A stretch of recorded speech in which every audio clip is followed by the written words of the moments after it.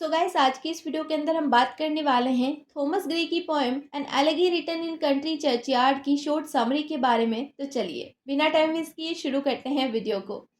तो पोएम की शुरुआत में ही जो पोइट है वो उस कब्रिस्तान के बारे में बताते हैं जहाँ पर वो शाम के वक्त अकेले बैठे हुए हैं।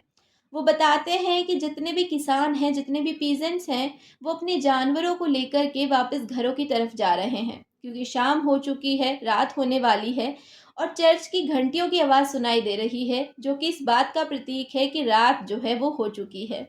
उल्लू जोर जोर से चिल्ला रहा है, मानो कि वो चंद्रमा से कंप्लेन कर रहा हो कि चंदा मामा तुम मेरे घर के नज़दीक मत आओ क्योंकि तुम्हारे उजाले की वजह से मेरा घर उजागर हो रहा है। और दूसरी तरफ मैं अकेला इस कब्रिस्तान में बैठा हुआ हूँ और इन कब्रों की तरफ देख रहा हूँ जो कि पेड़ों के नीचे गड़ी हुई हैं। इन कब्रों को देख कर के यूँ मालूम होता है कि ये किसी गरीब की होंगी, क्योंकि अगर ये अमीरों की कब्रें होती तो शायद इनके ऊपर भी जो है संगमरमर जड़ा होता, शायद उनके ऊपर भी कोई अच्छी अच्छी शायरियाँ लिखी होती, इनके बारे में अच्छे अच्छे शब्द लिखे होते और शायद इन कब्रों के ऊपर बहुत बढ़िया गुंबद सजे होते। लेकिन यहाँ पर तो ऐसा कुछ भी नहीं है। ना ही इन कब्रों के ऊपर संगमरमर है, ना ही कोई अच्छी लाइनें इन कब्रों के ऊपर लिखी हुई हैं और ना ही कोई बढ़िया सा नक्काशी वाला गुंबद जो है इन कब्रों के ऊपर है। और ये इसी बात का प्रतीक है, ये यही बात कह रहा है कि ये कब्रें किसी गरीब की थी। अब ये जो गरीब लोग हैं शायद वो इसी गांव के रहे होंगे, शायद वो इसी गांव के एंसेस्टर्स रहे होंगे, पूर्वज रहे होंगे और जब वो ज़िंदा होंगे तो शायद वो भी जो है खेतों और खलियानों में काम किया करते होंगे। शाम होने पर उनके बीवी बच्चे भी उनका इंतज़ार करते होंगे। लेकिन अब ऐसा कुछ भी नहीं है। इनके जो बीवी बच्चे हैं वो भी जानते हैं कि ये ऐसी जगह पर पहुंच गए हैं जहां पर से कोई भी वापस नहीं आ सकता। पोइम के अंदर जो पोइट है वो एक चीज़ को बताते हैं कि आप चाहे जितने मर्जी अमीर हो, चाहे जितने मर्जी गरीब हो, जो अंतिम सत्य है वो है मृत्यु। मतलब मरना तो सभी को है, डेथ तो एक दिन हर किसी की होगी, डेथ तो डेस्टिनी है, हर किसी की ही होनी है। आप जितना मर्जी पैसा खर्च कर लो, आप जितने मर्जी अमीर हो, आपको तो मरना तो पड़ेगा ही सही। अब यहाँ पर जो पोइट हैं वो एक बात बोलते हैं कि ये जो लोग हैं इनके अंदर भी इतनी सारी स्किल्स होंगी, ये भी जो है कुछ कर सकते होंगे। इनमें से कई लोग जो है म्यूजिशियंस बन सकते होंगे, कई लोग जो है डॉक्टर बन सकते होंगे, कई जो है नेता बन सकते होंगे, अच्छे बिजनेसमैन बन सकते होंगे, लेकिन वो नहीं बन पाए। क्यों? क्योंकि वो अनपढ़ थे, वो अनएजुकेटेड थे। उनके पास में इतनी अपॉर्चुनिटीज़ नहीं थी कि वो कुछ अच्छा कर सकते अपनी ज़िंदगी में। लेकिन इस बात को लेकर के जो पोइट हैं वो दुखी नहीं होते, वो उनकी नाकामयाबी पे जो है दुःख नहीं मनाते, वो तो खुश होते हैं। वो बोलते हैं कि बढ़िया हुआ कि ये जो है इतना बड़ा कुछ कर नहीं पाए, क्योंकि अगर ये जो है कुछ कर लेते या फिर ये जो है बड़े इंसान बन जाते तो शायद इनके अंदर का जो इंसान है वो मर जाता। अगर ये अमीर बन जाते तो शायद इनके अंदर का जो इंसान है वो मर जाता और ये भी हैवान बन जाते उन अमीरों की तरह जो कि इनको देख कर के हँसते हैं। अब यहाँ पर जो पोइट है वो उन अमीरों के लिए बोलते हैं कि तुम क्यों इन्हें देख कर के हँसते हो? तुम क्यों इन्हें इनका मज़ाक बनाते हो? क्योंकि अगर तुम्हें लगता है कि तुम अमीर हो, तुम इतने बड़े पद पर हो, तो ये जो है तीर नहीं, ये तुक्का है, ये भाग्य का खेल है। शायद उस समय परिस्थितियाँ ऐसी थी कि तुम यहाँ पर हो और वो वहाँ पर हैं। परिस्थितियाँ उनके पक्ष में नहीं थी।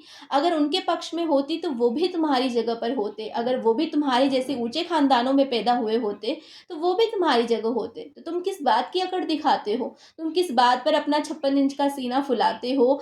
क्या तुम्हें लगता है कि तुम अपनी वजह से यहाँ पर हो? शायद ये भाग्य का खेल था कि तुम आज यहाँ हो और वो वहाँ है। तो पोएट यहाँ पे बोलते हैं कि हमें किसी का मज़ाक नहीं उड़ाना चाहिए। हमें ये देख कर के कि वो कितना गरीब है, वो कैसा है, उसने कैसे कपड़े पहने हैं, अगर हम इन सब चीज़ों को देख कर के किसी का मज़ाक उड़ाते हैं तो मत उड़ाओ। फिर ये पोएट बोलते हैं कि ये जो लोग हैं ये ठीक उस मोती की तरह हैं जो कि समुद्र की गहराई में किसी पत्थर के तले दब कर के रह गया है, जिसके ऊपर किसी का ध्यान नहीं गया। अगर ध्यान गया होता तो आज वो जो मोती है वो किसी के नेकलेस में होता। हर कोई उस मोती की तारीफ़ कर रहा होता, उसकी खूबसूरती की तारीफ़ कर रहा होता। लेकिन उस मोती के ऊपर किसी का ध्यान नहीं गया, इसी वजह से वो समुद्र की गहराइयों में दब कर के रह गया। ठीक इन लोगों की तरह जो कि आज कब्रों में दफन हैं। ऐसा नहीं है कि इनके अंदर टैलेंट नहीं था, इनके अंदर भी बहुत टैलेंट था, लेकिन इनको अपॉर्च्युनिटीज़ नहीं मिली अपने टैलेंट को दिखाने के लिए। इनमें कई लोग ऐसे होंगे जो क्रॉमवेल की तरह अच्छे नेता बन सकते थे, कई लोग ऐसे होंगे जो मिल्टन की तरह बहुत बड़े पोइट बन सकते थे, बहुत अच्छे पोइट बन सकते थे, इनके अंदर बहुत टैलेंट था। लेकिन कमी थी तो अपॉर्चुनिटीज़ की। फिर पोएट बोलते हैं कि यहाँ पर बहुत सारे लोग होंगे, इस कब्र के अंदर कोई ना कोई तो ऐसा ज़रूर होगा जो कि क्रॉमवेल की तरह नेता बन सकता होगा, लेकिन शायद जो है उसके पास उतनी अपॉर्चुनिटीज़ नहीं होंगी, शायद वो उतने बड़े स्तर पर चुनाव नहीं लड़ सका, क्योंकि ऐसा तो व्यक्ति कोई ना कोई ज़रूर होगा जो कि ज़मींदार के अत्याचारों के खिलाफ आवाज़ उठाता होगा। सभी जो गरीब लोग थे उनके लिए लड़ता होगा ज़मींदार के साथ में, ऐसा व्यक्ति तो कोई ना कोई ज़रूर होगा। लेकिन वो आगे नहीं बढ़ सका क्योंकि वो अनपढ़ था, उसके पास में जो है नॉलेज नहीं थी, इसलिए वो आगे नहीं बढ़ सका और ज़िंदगी भर गुमनामी के साथ जीता रहा और अंत में आकर के इन्हीं में से किसी कब्र में वो दफ़न हो गया।